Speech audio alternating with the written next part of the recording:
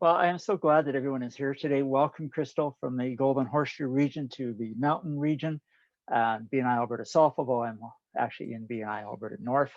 I have had a training opportunity with Christel in the past, and I'll tell you right now, if you have not done training with Christel, go for it whenever she's doing it, because it is fantastic and it is so good.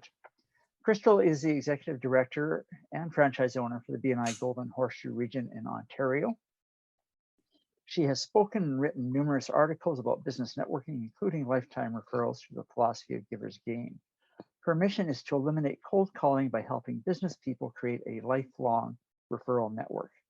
She writes a weekly networking nugget for all BNI Golden Horseshoe members and is a contributing author to the best-selling Master Sales book. She has received outstanding achievement awards from BNI both nationally and internationally, including Director of the Year 2019. Wow! Christel has spoken about the art of networking across Canada, the United States, and Australia. Most recently, Christel was interviewed by Rich Brooks for the Agents of Change podcast. They chatted about effective business networking in an online world, and you can find that podcast on Spotify. And with that, if you could please mute yourselves, and I will pass it over to Christel now. Thank you. Thank you so much, Stephen. I appreciate it. So, a couple of housekeeping. If we do have time for questions, and I hope we will, I hope I've left enough time for you to post some questions. Please do use the chat. Stephen's going to be monitoring the chat for me.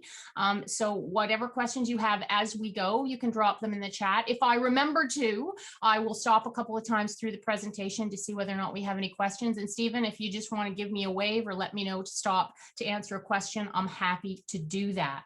So welcome to our webinar. Today we're going to offer some ideas to prospect for strategic alliances and how to do that effectively in light of the current face-to-face meeting restrictions still facing so many of us in Canada. So I am in my 25th year with BNI. So I feel fairly confident saying that I got some networking experience. I know kind of how to, connect people, know a little bit about referral generation, know a little bit about networking. But I got to admit, in the last year, online networking skills are new for me. Right before we had the first official stay-at-home order in Ontario, which was a year ago March, I didn't even own a webcam the week before the first stay-at-home order. So this has been a huge learning curve for me. Training online, running BNI meetings online, attending networking events online. So the good news is I found out that exactly the same activities apply.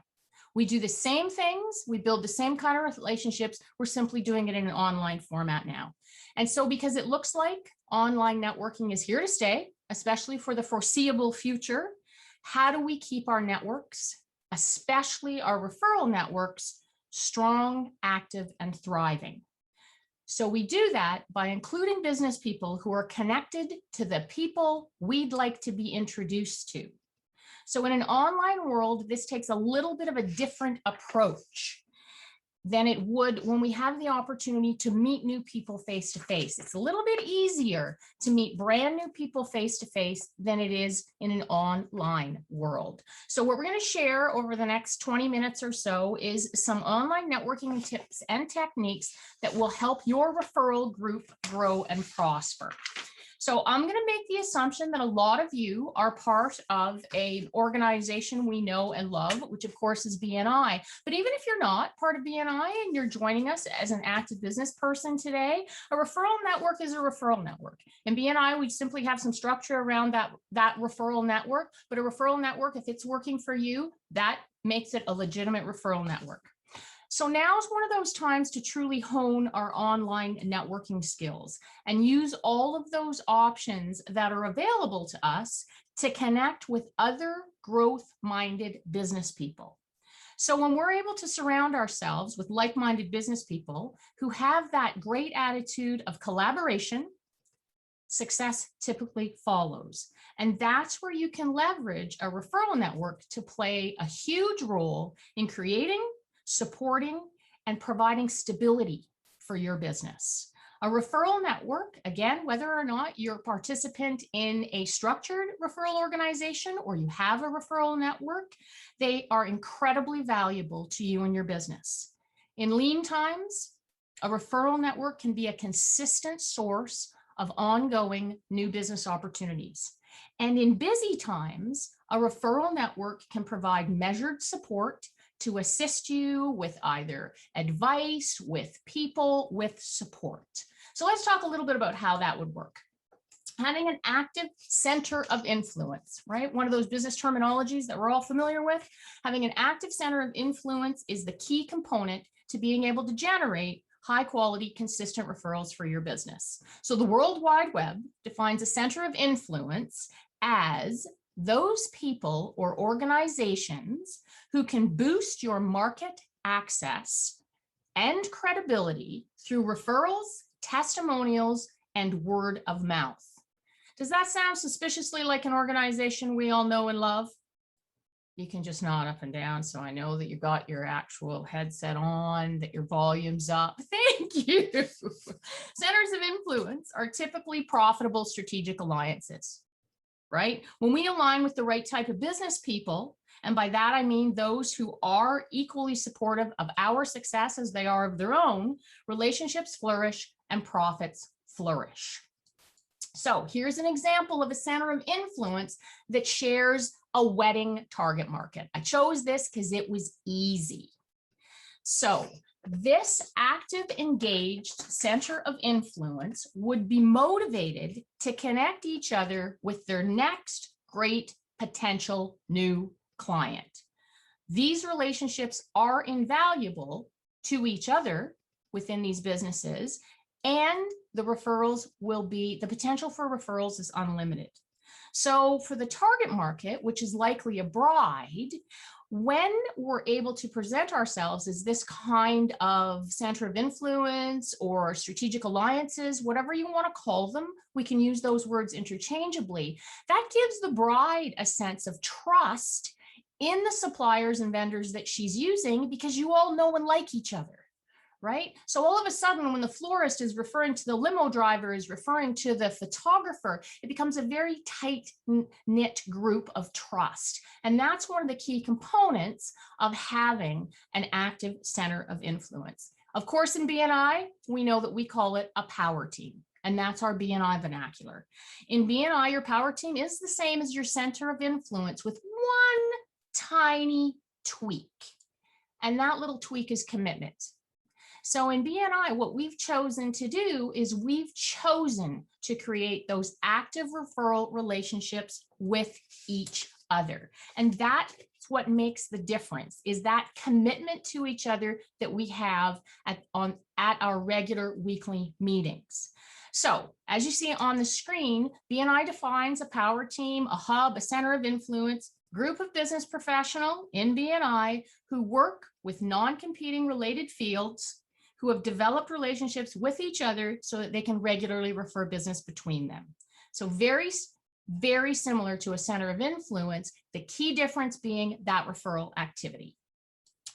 So let's have a look at some of the benefits as to why you would want to have an active center of influence and why you'd want to have an active power team if you're in BNI, beyond the referral sources. And I know that the referral sources are of high interest, but there's other things that your power team or center of influence can do for you and your business that are equally valuable. One is they are your support group, especially in uncertain times, which is almost one of the phrases I'm getting a little tired of hearing. Uncertain times, when things change rapidly and constantly, sort of like the last year for everybody. All of a sudden that center of influence becomes a huge foundation of support for you. They provide talent collaboration. So I love the phrase, and Stephen's going to remember this phrase from training: individually we are smart, together we are brilliant. And when we're able to surround ourselves with other smart business people, there's more opportunity for everybody. We might not even have spotted some of those opportunities otherwise. We can do marketing initiatives together when we're part of an active centers of influence or active power team. We can pool our marketing resources, and that brings us to a much greater audience. We can share market knowledge, right? Because our own target markets will align with the target markets of our contact sphere, of our center of influence, of our power teams. We can share and expand that market knowledge. And the more we know about our target markets, the more effective our communication can be with them. If our power team members have a symbiotic business line, then that gives us a natural referral opportunity. So the bottom line is, effective power teams, effective centers of influence, they mean more business for you as a business person. So let's have a look at how to build one. One thing to talk about, the concept of centers of influence, but how do you actually create one around yourself? So these are a few traditional ones.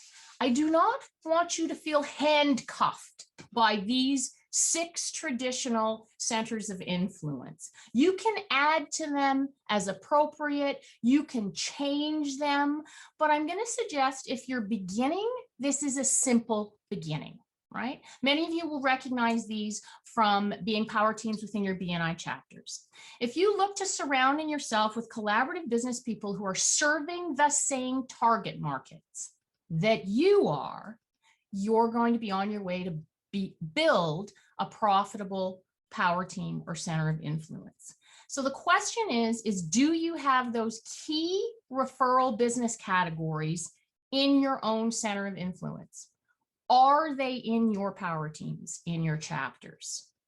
And if you don't have those key business categories in your center of influence, who are they and where can you find them? And the easiest way to answer that question is to ensure that you have a firm understanding and knowledge of your own target market. As soon as you have deeply and significantly defined the specifics of your target market, and I'm going to suggest, entrepreneurs, that you start with maximum 2, not 7. As soon as you define those 1 or 2 target markets that you love doing business with, all of a sudden it becomes a breeze to figure out who else is doing business with them. Okay, so you're looking to surround yourself with those folks who are either already working with the clients you'd like to be working with or would like to be working with the same clients you'd like to be working with. So let's talk a little bit about, let's talk a little bit about the wedding target market, right? Although that center of influence or power team might be events as a whole, weddings becomes a very significant substrata to that power team. And that can happen for any one of our business industries, of our business interests, of our target markets, right? And any one of those power teams can be subdivided into other power teams. For example, an events power team might include things like conferences, might include things like graduation ceremonies. It might include big retirement celebrations. It might include seminars. And so for each one of those target markets, the business professionals that you draw on might be slightly different. For example, if you're putting together a day full of seminars or a weekend full of seminars, you may not necessarily need limousine drivers for that particular type of event. So there's fluidity between your centers of influence. But what's really important is that you have ready access to those other professionals. And once you have a definition of your target markets, then you can define which businesses are also serving them. So I'm just going to throw a couple of quick target markets out there. We'll start with some simple ones. First-time moms might be a target market for people in your network. When you think about who might provide products and services to first-time moms, all of a sudden you're defining certain types of businesses. Let's flip it onto the business-to-business side. So let's say that an organization or business that has 5 or fewer full-time employees. When you think about that as a target market, again, completely different type of business professionals that would be providing products and services to that kind of target market. So that's where we start to be able to align who should be in our power teams. that make sense for everybody as we go? Okay. It's a biggie, target market definition. Any questions in the chat at this point, Stephen? Christel, we're all good. Thank you. Okay, cool.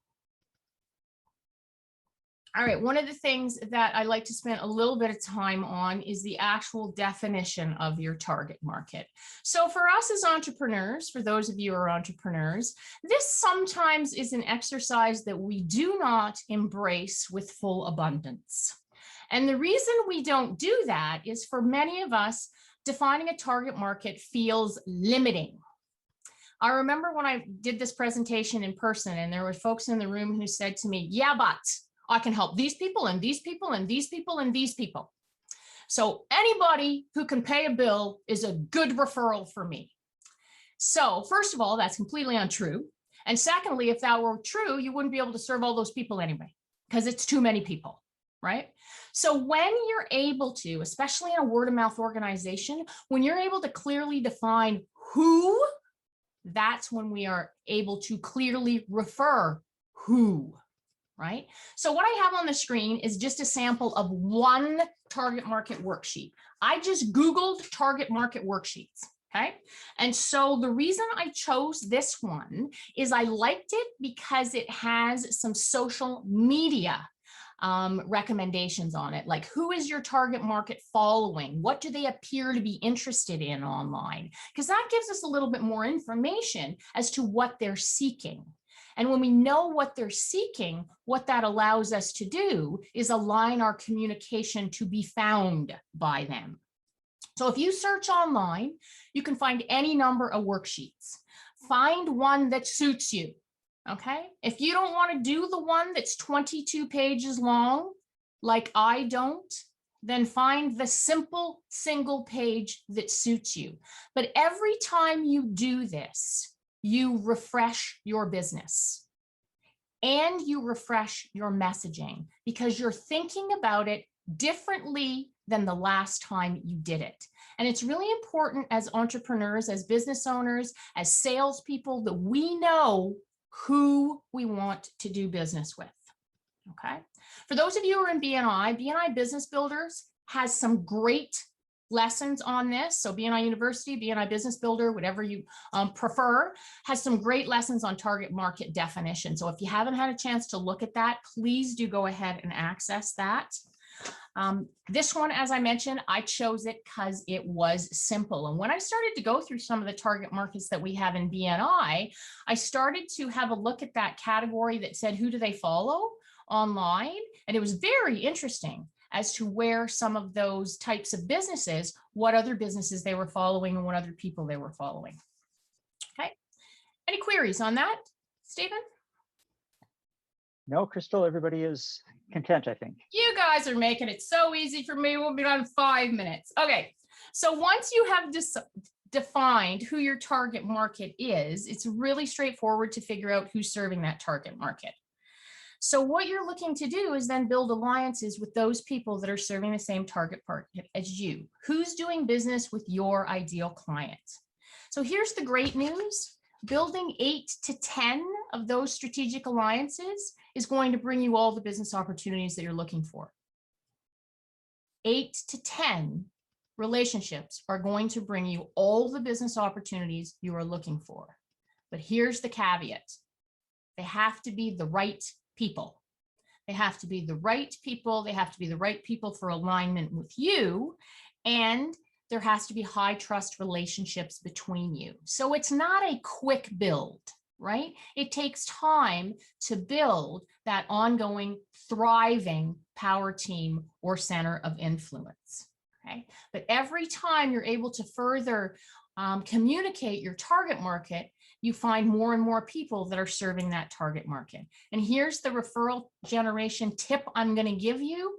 Please start with one target market at a time, right? When you truly focus on that one target market, and here's how you might define it, the one that has the greatest potential of growth for you. And that might be completely different now than it was 1 year ago. The one that has the clients that you love to work with. Not the one that brings you the clients that take up all your time and pay the least amount of invoices, right? You want to spend your time with the folks, as Robert Scrobb, if you were all listening or at his presentation earlier today, it's those clients that love you are the ones that you want to spend your time with, because they're the ones you can truly bring value to.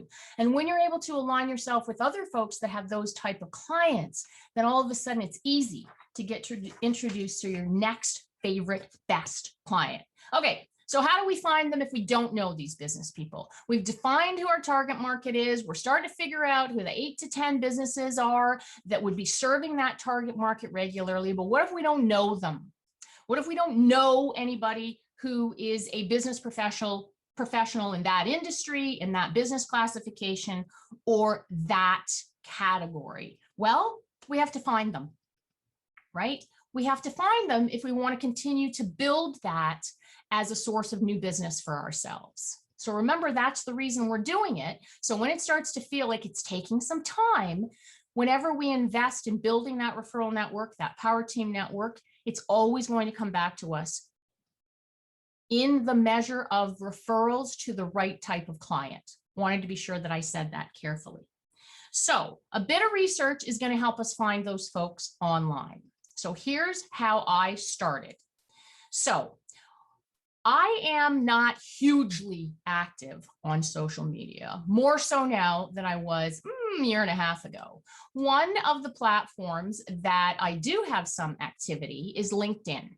So that's one of the platforms that I started searching for people who were in the kind of target or serving the kind of target markets that I wanted to get referred to. So here's where I started. When I started thinking about, okay, if I can't go to networking events, if I can't go to a chamber event, how do I meet these people, right?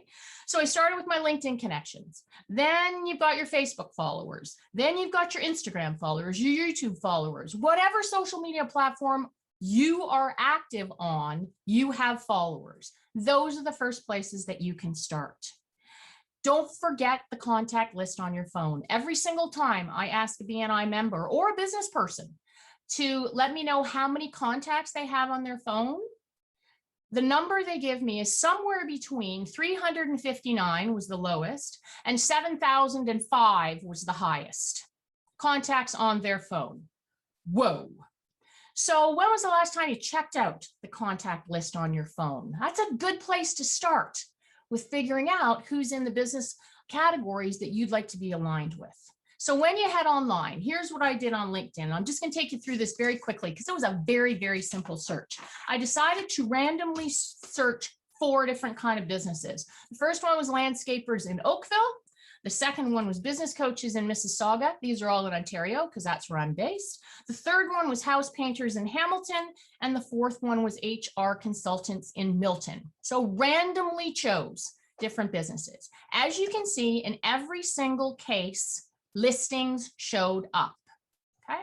Did the same thing on Facebook. Again, very simple, very straightforward. Landscapers in Oakville, business coaches in Mississauga, house painters in Hamilton, and HR consultants in Milton. So for those simple searches, here's what I did. And I got very excited about this. I checked to see whether or not we shared any connections. And so for the couple of the house painters in Hamilton, we shared a couple of connections. There were some realtors that I know that were connected to those painters. So guess what I did? I called them and I asked them for a referral. Can you introduce me to this painter? And lo and behold, they introduced me to that painter. So that's how that can be leveraged. Now, if you don't have a connection to it, I'm going to suggest that private messaging might work, asking whether or not you can have a phone call with the individual. Okay. I know that posting is easy when you post saying you're looking for a recommendation too, but it lacks that personal touch and authenticity, and a post disappears in seconds. So I'm going to suggest, if you truly want to make that connection, after you've done a little research on the business and on the business person, if you truly want to make that connection, then private messaging and asking for a phone call is probably going to get a little more personal outcome for you. And then again, also where I searched, because I don't want to leave out the great Google or whatever search engine that you used, did the same kind of search on Google. And of course, all kinds of businesses come up. And the great thing about doing the search on Google or doing a backup search on Google is you get to see the reviews of the companies, which gives you a little better idea, if you don't know that company, as to what their clients are saying about them, right? So that gives us a little bit more depth of research and a little bit more information. But depending on how many business people you know, when you start to look at the companies that you'd like to be aligned with, or the business people you'd like to be aligned with, you're going to be astonished by how many of the people that you know might be connected to them already. And all you have to do is leverage that ask as you go forward. Still 5 minutes. Okay. Oh, good. I think I'm down to the last 2 slides. So what I want to leave, not what I want to leave you with, wherever you are active on social media is where you can start to mine and where you can start to leverage those introductions. So what I want to share with you before we finish off is what you want to do with these folks once you make that connection with them. And what you're looking to do is to engage them to want to meet your network. So there's a couple of different ways that you can do this. For those of you who are in BNI, very straightforward. One of the best approaches is to invite a new connection to an event. And you have a weekly event in BNI that you can invite that person to in order not only to meet you, but to meet all of your referral partners. If you're not in BNI, then of course you can set up an event, a small event, 4 people, but you could do what I think of as an expanded one-to-one. You might get together 3 or 4 people. If you're a golfer, play golf. If you can go to a patio, meet at a patio. But when you're able to invite someone to an event, it gives you a purpose and it gives you something to invite them to. It gives you a next activity. It gives you a next step. And to get them interested or to tweak their interest, here might be some of the conversations that you might have with this person. Remember, I'm making the assumption that you don't know them very well or have just been introduced to them. You might ask them whether or not they're looking to grow their business, right? You might ask them if they're looking for a supportive group of business people to help them grow their business, become stronger wherever their business is at. Because certainly in the past year, that's what a lot of business people have been looking for. You might ask them if they're interested in generating business referrals, because that's the bottom line of what you're looking to do is build referral partners. And you might ask them if they would like to meet a great group of business people who also happen to refer business to you. Right? Those kind of conversations are natural networking conversations. We just have to be deliberate about them in an online situation. And then, of course, don't forget the #1 trait of a master networker, follow up, right? It's one thing to make the connection. It's another thing to follow up and follow through with the connection. Courtesy reminder calls. Hey, looking forward to seeing you tomorrow. Increase attendance potential by 25%. Any form of follow-up would be terrific. It's the lack of follow-up that often gets us in a little bit of, I won't say trouble, but lack of activity. If you haven't followed up, say you haven't chatted with somebody in a year or more because you haven't been able to see them, have you checked in with them lately? I mean, just checking in with people to see how they're doing. Might be suppliers, might be vendors, might be past clients. People are appreciating those touch points because so many of us have been in some form of isolation for the last year or so. So reaching out with those touch points to people, it is never considered rude.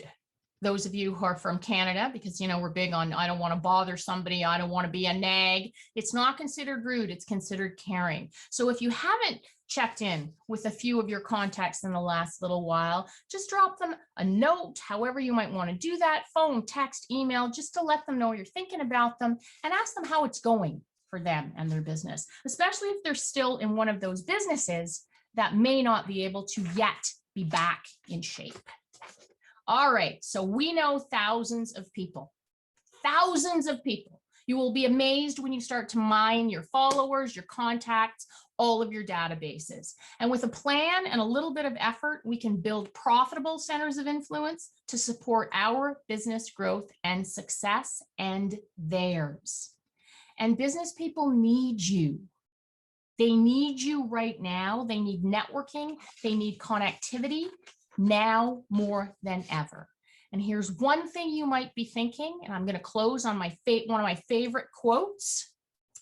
This type of networking might feel uncomfortable. I'll tell you, for me, it did. I was not an online networker, but the challenge is we owe it, particularly those of us who are in BNI, because we know how to do this online meeting thing, but we owe it to support as many of the businesses in our communities as we can through the support that we can offer them by connecting them to our referral partners, including them in our power teams, and doing all we can to keep their businesses strong and thriving.